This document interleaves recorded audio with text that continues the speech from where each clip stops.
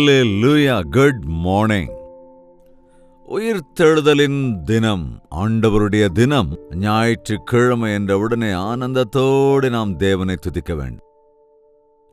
ஒவ்வொரு ஞாயிற்றுக்கிழமையும் ஒரு பண்டிகையாக, அதாவது ஆண்டவருக்குள் சந்தோஷப்படுகிற நாளாக நாம் மகிழ்ந்து ஆர்ப்பரித்து அதிகாலமே எழுந்து கொள்வது, தேவனுடைய ஆலயத்துக்கு ஓடிச் சேர்வது, தேவனுடைய நாமத்தை மகிமைப்படுத்துவது, அதேபோல் ஆண்டவராக இயேசு கிறிஸ்துவை குறித்து அறிவிக்கிறதற்காக இன்றைய நாளிலே சாயங்காலம், ஞாயிற்றுக்கிழமை சாயங்காலத்தை பயன்படுத்திக் கொள்வது, அது ஒரு நிஜமான கிறிஸ்தவனுக்கு எவ்வளவோ அவசியமான ஒன்று.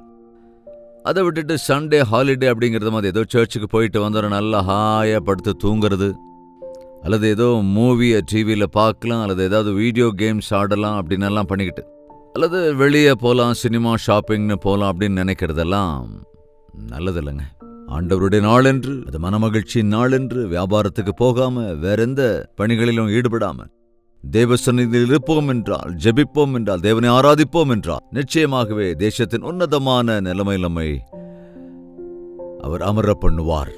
சரி, வாருங்கள் ஆண்டவருடைய நாளை ஒரு சிறிய வாக்கிய தியானத்தோடு ஜெபித்த ஆரம்பிக்கலாம். பரிசுத்தமும் அன்பும் நிறைந்த பிதாவே, மற்றொரு ஞாயிற்றுக்கிழமை உம்முடைய பாதப்படியில வந்து சேரும்படியாக தினந்தோறும் ஆண்டவரே கிறிஸ்து என்னோடு கூட இருக்கிறார் என்ற சந்தோஷத்தோடு விசுவாசத்தோடு ஒரு நாள் காலையில் உம்மோடு கூட எங்கள் நாளை ஆரம்பிக்கும் வகையில், அதேபோல ஒரு ஞாயிற்றுக்கிழமை உம்மால் அபிஷேகிக்கும்படியாக சகாயமருள வேண்டும் என்று கிறிஸ்துவின் நாமத்தில் வேண்டிக் கொள்கிறோம் பிதாவே, ஆமென். தேவனுக்கு ஸ்தோத்திரம். இன்றைய நாளுக்கு 108வது சங்கீதம், சங்கீதம் 108, 12வது வசனம். மனுஷனுடைய உதவி விருதா, தேவனாலே பராக்கிரமம் செய்வோம், அவரே எங்கள் சத்துருக்களை மிதித்து போடுவார். மனுஷனுடைய உதவி விருதா. மனுஷனை நம்புவதை பார்க்கிலும் கர்த்தர் பேரில் பற்றுதலாயிருப்பதே நலம்.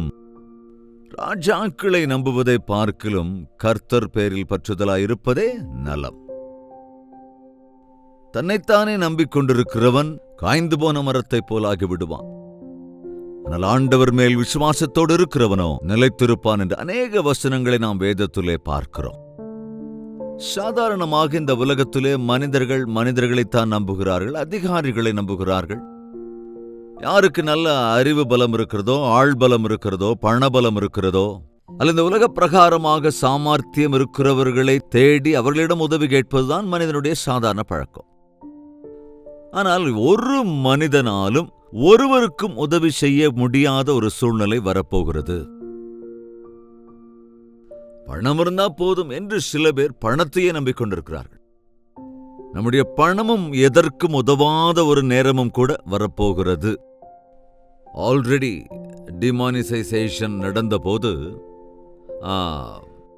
அது ஒரு 10 நாளோ எவ்வளவோ, எந்த அளவுக்கு நடுங்கி போயிட்டாங்க மனிதர்கள். பணம் இருக்கு, ஆனா அதை செல்லாதுங்கும் போது இந்த பணத்தை என்ன செய்யறதுன்னு தெரியாம மூட்டை மூட்டியா கட்டி தூக்கி வீசும்படியா, அதெல்லாம் நம்ம வாழ்க்கையில் ஆண்டவர் ஒரு சாம்பிள் காமிச்சாரு, அவ்வளவுதான்.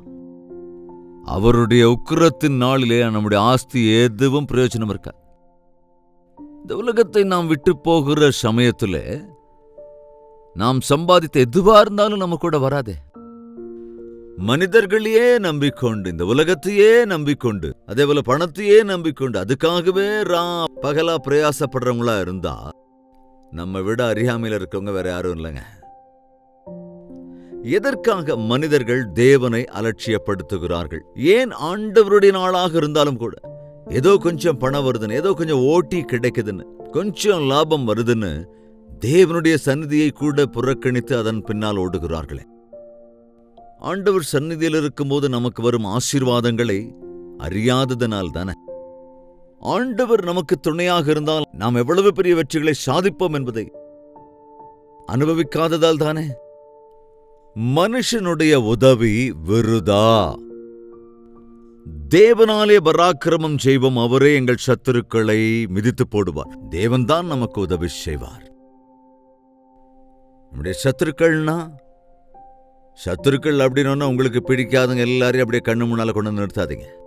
உன்னை திட்டுறவங்கள, உன்னை கண்டிச்சவங்கள, உங்கூட வாக்குவாதம் பண்றவங்கள, உங்கூட ஒத்து போகாதவங்க எல்லாரையும் சத்ரு அப்படின்னு நினைச்சா அது உன்னுடைய அறியாமை. எந்த மனிதனும் நமக்கு சத்ரு இல்லைங்க. எல்லோரையும் நேசிக்க வேண்டும் என்றுதான் ஆண்டவர் சொல்லியிருக்கிறார். ஆனால் நமக்கு ஒரே ஒரு சத்ரு இருக்கிறான், அவன்தான் பிசாசு. அந்த பிசாசானவன் தூண்டி விடுகிற நபர்கள் மூலமாக நம்மை சாத்தான் சோதித்துக் கொண்டே இருப்பான். ஆனால் யார் மூலமாக அந்த சோதனை வருகிறது? அந்த நபரை நாம் பகைக்க கூடாது, ஆனால் அந்த விஷயத்தை மட்டுமே நம்ம பகைக்கணும், அல்லது அந்த விஷயத்தை தான் நாம் எதிர்க்கணும். பிசாசானவன் அநேக வேளைகளிலே மனிதர் மூலமாகத்தான் நம்மளை பிரச்சனை பண்ணுவான், நமக்கு விரோதமாக எழுப்புவான். கத்தி பட்டயத்தோடு அல்லது திறமை அறிவினாலே சத்துருக்களை ஜெயிக்க முடியாத வேளையில கவனிங்க, நாம் போராடுவது மனிதர்களோடு அல்ல, வானமண்டல அதிகாரிகளோடு போராடுகிறோம். அதை உணர்ந்து கொள்ளும் போது நாம் ஆவிக்குரிய பலனை உடையவர்களாக இருக்க வேண்டும். தேவன் அருளிருக்கிற சர்வாயுத வர்க்கத்தை தரித்துக் கொண்டு நாம் நிற்க வேண்டும். அதற்காகத்தான் தேவனுடைய வார்த்தைகளை படித்து வாசித்து தியானித்தார். எந்த சூழ்நிலையில் எப்பேற்பட்டவர்களை எப்படி நம்மால் எதிர்கொள்ள முடியும், ஜெயிக்க முடியும், எந்தெந்த உபத்திரவங்களை எப்படி எதிர்கொள்வது, இன்ன பிற போராட்டங்களில் எப்படி மன அமைதியாய் இருப்பது, எந்த சிக்கல்களிலிருந்து எப்படி வெளியே வர முடியும் என்பதையெல்லாம் நம்மால் உணர்ந்து கொள்ள முடியும். அதற்குத்தான் ஞாயிற்றுக்கிழமை தேவனுடைய ஆலயத்திற்கு சென்று தேவனுடைய பிள்ளைகளோடு சேர்ந்து ஜெபிப்பது, விண்ணப்பிப்பது, ஆராதிப்பது, ஆண்டவரை மனதார துதித்து அவருடைய வார்த்தைகளை ஆழமாய் தியானித்து, இவைகள்தான் ஆவிக்குரிய பலனை நமக்கு தாராளமாய் தரும், அனுபவ ஞானத்தையும் நமக்கு அருளிச் செய்யும்.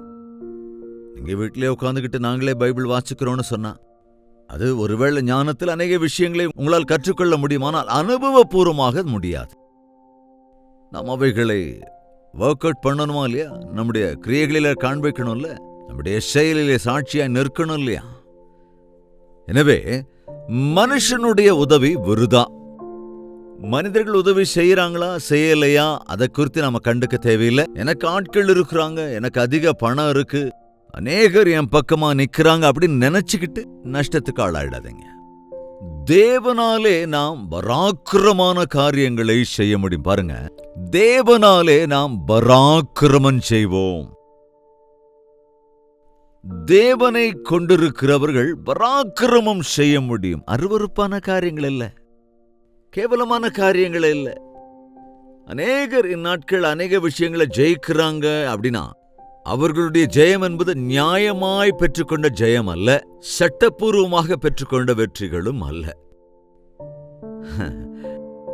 அவர்கள் சிலரை ஏமாற்றி வஞ்சித்து அருவருப்பான காரியங்கள் எல்லாம் செய்து, பிளாக்மெயில் செய்து, பயப்படுத்தி, இன்னும் மிரட்டி அல்லது ஆசை காட்டி எதையோ சாதிக்க முடியும் என்று நினைக்கிறார்களே தவிர அதெல்லாம் தேவனுடைய பார்வையிலே அருவருக்கத்தக்கவைகளா இருக்கு. அவ்வளவு கேவலமான காரியங்களாக, பரிசுத்தமில்லாத காரியங்களாக இருக்கிறது. நீ எத்தனை பேரை எந்தெந்த விஷயங்களில் ஜெயித்திருக்கிறாய் என்பதை காட்டிலும் உன் இருதயத்தை எவ்வளவு கபடற்ற முறையில் வைத்திருக்கிறாய் என்பதே முக்கியம்.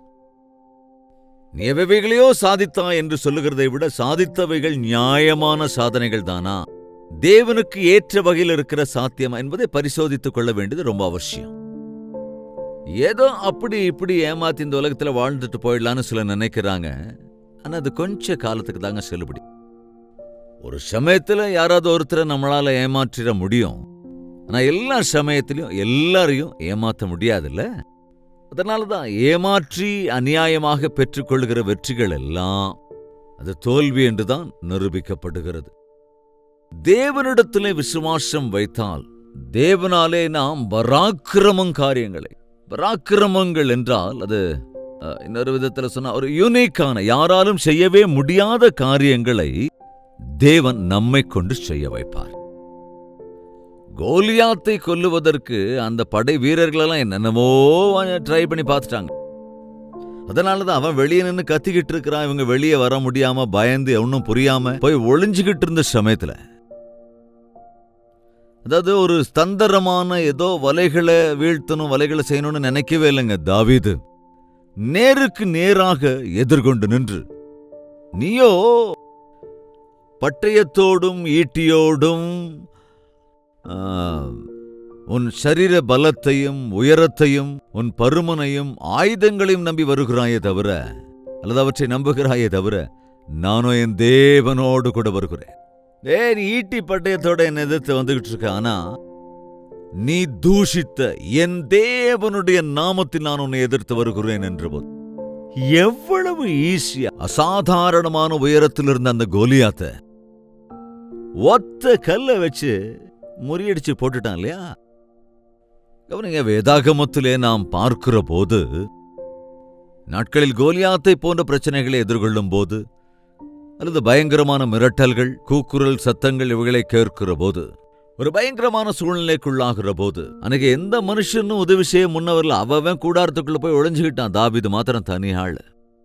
ஆனால் நான் தனியில், என்னோட கூட தேவன் இருக்கிறார் என்று விசுவாசித்தான். நாமும் கூட மனிதர்களை சார்ந்திராமல் தேவனை சார்ந்து கொண்டால், ஆண்டவர் நம்மோடு கூட இருந்தால், கோடி யானையுடைய பலம் ஈஸியா நமக்குள்ள வந்துடும். அது கூட ரொம்ப குறைவு தாங்க. ஆண்டவர் நம்மோடு கூட இருந்தால், அவரே நம்முடைய பலம் என்றால், நாம் பயங்கர காரியங்களை செய்ய முடியும். இந்த காலை வேளையில ஒரு நிமிஷம் கொஞ்சம் சிந்திச்சு பாருங்க. உங்க வாழ்க்கையில எதையாவது இந்த மாதிரி பெரிய காரியங்களை செஞ்சிருக்கீங்களா? பிரயோஜனமுள்ள காரியங்களை செஞ்சிருக்கீங்களா? ஆண்டவருடைய நாமத்திலே ஜெபித்து அற்புதமான பதிலை பெற்றிருக்கிறீர்களா? உங்கள் சத்துருக்கள் தந்திரங்களோடு உங்களை சுற்றி கொள்ளுகிற போது நீங்கள் எந்த விதமான ஆயுதத்தையும் பயன்படுத்தாமல் முழங்கால் படியில் நின்றே ஜெபித்து சத்துருவை தூக்கி எறிய முடிந்து, சத்துருக்களை அவர்களாகவே வந்து உன்னிடத்தில் சமாதானமாகும்படி செய்து விடுவார். அது தேவனுடைய காரியம். எனவே தேவனை விசுவாசித்து அவரிடத்து அதிகாரத்தை தந்துவிடணும். தேவனாலே பராக்கிரமங்களை செய்வோம், நம் சத்துருக்களை மிதித்து போடுவார். நல்ல கவனிங்க, நம்முடைய சத்துருக்களை நாம் எதிர்க்க வேண்டியதில்லை, நாம் போராட வேண்டிய அவசியமில்லை. அவங்க பக்கம் கூட நம்ம போக வேண்டியதில்லை, அவர்களுக்கு எதிராய் நாம் நிற்க வேண்டியதில்லை. யுத்தம் கர்த்தருடையது. நீங்கள் சும்மா நின்று கொண்டு வேடிக்கை பாருங்கள், நீங்கள் ஜெயத்தை காண்பீர்கள். பாருங்கள், விசுவாசத்தோடு நின்று வேடிக்கை பாருங்கள் என்று இஸ்ரவேல் ஜனங்களிடத்திலே சொல்லப்பட்ட போது, இனி ஒரு காலம் இந்த எகிப்தியரை, உங்கள் பகைவர்களை உங்கள் வாழ்க்கையில் காண மாட்டீர்கள் என்று தேவன் திட்டவட்டமாய் சொன்னபோது, அதுவரைக்கும் இஸ்ரவேலர்களை துரத்தி துரத்தி வந்து கொண்டிருந்த அந்த பார்வோனின் சேனை முழுவதும் அன்று சிவந்த சமுத்திரம் மறுபடியும் மூடிக்கொண்டபோது அதில் மாட்டிக்கொண்டு அடித்துக்கொண்டு போகப்பட்டார்கள் என்பதை பார்க்கின்றோம். நீதிமான் சிங்கத்தை போல தைரியமாய் நிலைநிற்பான். ஆனால் அதை கவனிங்க, துன்மார்க்கன் துரத்தாமலேயே ஓடி போய்விடும். உன் இருதயம் தேவனோடு கூட சரியாயிருந்தா, தேவனோடு கூட நல்ல ஐக்கியம் உனக்கு இருந்தா, இந்த உலகத்திலே நமக்கு எதிராய் வருகிற போராட்டங்கள், எதிர்ப்புகள், விரோதங்கள், இவைகள் எல்லாவற்றிலும் இருந்து நேர்த்தியாய் சமாதானமாய் நாம் வெற்றி கொள்ள முடியும். எவ்வளவு அருவருப்பான காரியங்களை எத்தனை பேர் நமக்கு செய்ய வேண்டும் என்று நினைத்தாலும், நாம் தேவனுடைய மேலான காரியங்களை, அன்புடனான காரியங்களை, பராக்கிரமமான காரியங்களை செய்தவைகளை ஈஸியாய் வெல்ல முடியும். ஆவிக்குரிய வாழ்க்கையிலே நீங்கள் பலமாயிருக்கிற போது, விசுவாச வாழ்க்கையிலே நீங்கள் ஸ்திரமாயிருக்கிற போது, தேவனோடு திடமான ஐக்கியத்தோடு இருக்கிற போது, நாம் எந்த மனிதனையும் நாடி போக வேண்டிய அவசியமே இல்லை. மனுஷனுடைய உதவி விருதா என்பதை நினைவில் கொள்ள வேண்டும். பிறருக்கு நம்மால் முயன்ற உதவிகளை செய்ய வேண்டும் என்ற ஆசையோடு இருக்க வேண்டுமே தவிர, பிறரிடத்திலிருந்து நமக்கு என்ன உதவி வரும் என்று தேவனுடைய பிள்ளைகளாய் நாம் இருக்கக்கூடாது. இயேசுவை கொண்டிருக்கிறவர்கள் எல்லாம் உடையவர்களாயிருக்கிறார்கள். தங்கள் சத்துருக்களுக்கும் கூட உதவி செய்வார்கள். சத்துருவின் பசியை கூட தீர்க்க வேண்டும் என்று விரும்புவார்கள். சத்துருக்களுக்காக ஜெபிப்பார்கள். சபித்தவர்களை ஆசீர்வதிப்பார்கள். அப்படித்தான் தேவனுடைய பிள்ளைகளாகிய நாம் வாழ வேண்டும் என்று தேவன் விரும்புகிறார். ஆவிக்குரிய வாழ்க்கையில் பலப்படுகிறீர்களா? அப்படிப்பட்ட உன்னதமான தேவனுடைய வல்லமையை, அவருடைய சிந்தையை, அவருடைய சுபாவத்தை நாம் பெற்றுக்கொள்ளுவோம் என்றால் தேவனோடு கூட ஐக்கியத்தில் இருப்போம். அதில் ஒரு பகுதிதான் ஞாயிற்றுக்கிழமை ஆராதனையிலே பங்கு கொண்டு தேவனை ஆராதிப்பது. ஜெபிக்கலாம். பரிசுத்தமும் அன்பும் நிறைந்த பிதாவே, உலகமே பயங்கரமான அருவருப்பான காரியங்களுக்குள் இறங்கிக் கொண்டிருக்கையில் ஒருவருக்கொருவர் தீங்கிழைத்துக் கொண்டு ஒருவரை ஒருவர் ஏமாற்றிக் கொண்டு தங்களுக்கு தாங்களே அழிவை தேடிக் கொள்கிற இந்த பயங்கரமான நாட்களிலே நாங்கள் அப்படிப்பட்டவர்களாயிருக்காமல் நாங்கள் உண்மையை நோக்கி பார்ப்பதற்கு, எங்களுக்கு சகாயம் உம்மிடத்திலிருந்துதான் என்று விசுவாசிக்கிறதற்கு, உமக்காகவே ஆண்டவரை நாங்கள் வாழ்வதற்கு, உமக்கு சாட்சிகளாய் வாழ்வதற்கு எங்கள் ஒவ்வொருவருக்கும் நீர் சகாயம் அருளும்படி உம்மை கொண்டிருக்கிற நாங்கள் எங்கள் வாழ்க்கையிலே தேவனுடைய பராக்கிரமத்தினால் செய்கிற பெரிய காரியங்களை, அன்பின் காரியங்களை இந்த உலகிற்கு காண்பிக்கும்படியாக பரிசுத்த ஆவியானவர் எங்களை அபிஷேகம் பண்ண வேண்டும் என்றும் கிறிஸ்துவின் நாமத்தில் வேண்டிக் கொள்கிறோம் பிதாவே, ஆமென். நம்முடைய கர்த்தராகிய இயேசு கிறிஸ்துவினுடைய கிருபையும் பிதாவாகிய தேவனுடைய அன்பும் பரிசுத்த ஆவியின் அந்யோன்ய ஐக்கியமும் சந்தோஷமும் சமாதானமும் ஒருமனப்பட்டிருக்கிற எல்லோரோடும் இன்றும் என்றும் சதா காலங்களிலும் தங்கி தரித்திருப்பதாக, ஆமென். தேவனுக்கு ஸ்தோத்திரம். உங்கள் ஜெபத் தேவைகள் மற்றும் பாரங்களை 8939801234 என்ற நம்பருக்கு ஒரு டெக்ஸ்ட் அல்லது வாய்ஸ் மெசேஜ் மூலமாக வாட்ஸ்அப்பில் அனுப்பி தெரிவிங்கள். உங்களுக்காக நாங்கள் ஜெபிக்கிறோம். டாக்டர் ஜெயபால் யூடியூப் சேனலை சப்ஸ்கிரைப் செய்து கொள்ளுங்கள், லைக் செய்யுங்கள், ஷேர் செய்யுங்கள். உங்கள் பெயர் மற்றும் விவரங்களை கமெண்ட் செக்ஷனில் பதிவிடுங்கள். தேவனுக்கு சித்தமான நாளை இதே நேரம் இதே அனுதின தியானத்தில் நாம் மீண்டும் சந்திக்கலாம். அதுவரைக்கும் தேவாதி தேவனுடைய மகா கிருபை உங்களுக்கு துணையாயிருப்பதாக.